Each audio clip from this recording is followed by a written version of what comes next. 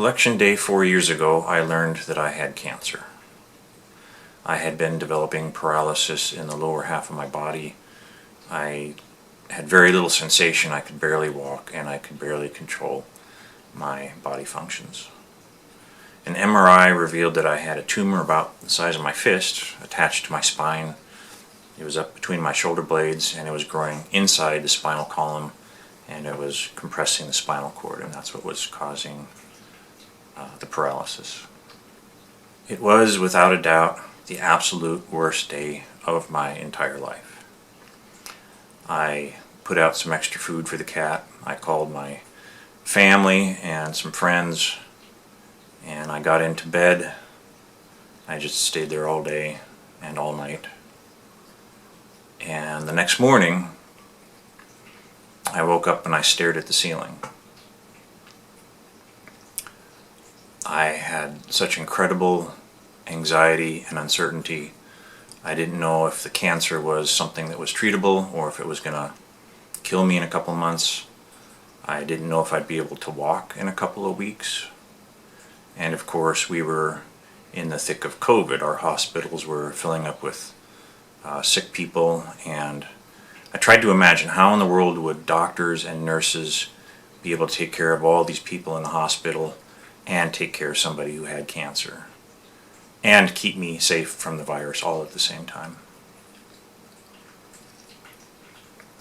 It all just seemed so completely hopeless, and I did not know how I was going to get through it. And I have to admit, for just a little while I thought about suicide. I didn't make any plans and I didn't seriously contemplate it, but it just went through my mind for a little bit. But then I figured, well, I might as well figure out what kind of cancer this is and see what my odds are. So I decided to stay in the game and do the work. I got out of bed, I got dressed, and I started calling around for a cancer doctor. I got really lucky. I found an excellent doctor, and he signed me up for surgery, emergency surgery, just a couple days later. The surgeon split open my back and spread the skin and the muscles, and he sawed off little pieces of my vertebrae and reached inside the spinal column and pulled out little pieces of the tumor that he could get to, and that allowed the spinal cord to breathe again, and that saved my legs. It took about 3 or 4 days to recover, and all this time the hospital was continuing to fill up with COVID patients. One night a nurse came into my room and she said, "You might want to leave the door to the hallway closed. They're bringing in COVID patients just down the hall." And that was really scary. I knew that if I was going to go through chemo, that my immune system would be destroyed and I would be vulnerable, and I couldn't afford to get COVID, but fortunately I managed to stay safe. And I got home, and then a couple weeks later I started chemo.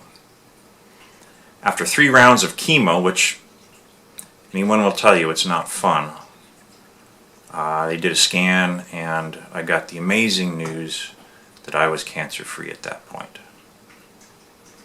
I absolutely couldn't believe that I went from being so hopeless to cancer-free like that. I still had a lot of work to do. There was 3 more rounds of chemo. Then I took off another month and did 23 rounds of radiation, little 1-minute zaps right at the spot where the cancer was, which radiation's not immediately as uncomfortable, but it really saps your energy. But I made it through, and all these years later I'm cancer-free. I'm not quite back to 100% on my strength and flexibility, but I can see the finish line out there, and I absolutely cannot believe how well everything turned out, especially given my state of mind that first morning that I learned about the cancer. A couple days ago I woke up after the election with the exact same dread and anxiety and uncertainty. Part of me just wanted to give up. just throw up my hands and say, I'm tired of working so hard. I'm tired of all the political actions, the writing, the expressing and communicating, getting out the vote, choosing where to donate money, where to spend money. I was just so exhausted and I just wanted to give up and just quit.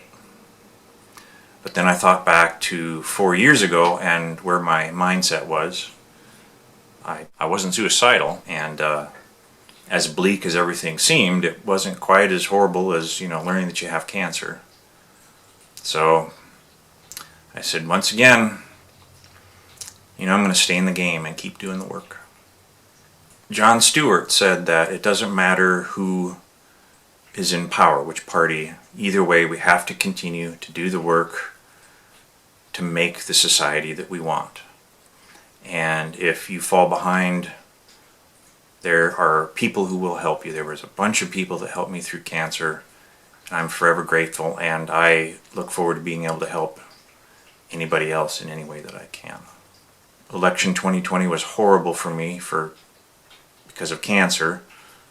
This recent election was horrible for other reasons, but I'm looking forward to election 2028. As absolutely hopeless as it seems right now, it's possible that things can be okay. But we have to do the work.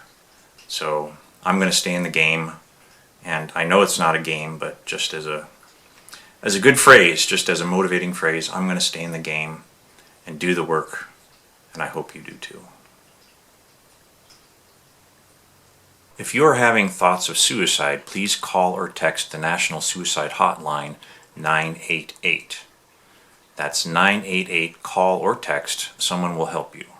As someone who is medically vulnerable, I completely understand your fears about the next 4 years, but it's possible things can be okay. Call or text 988 and somebody will help you. There are still good things in the world. Please stay in the game.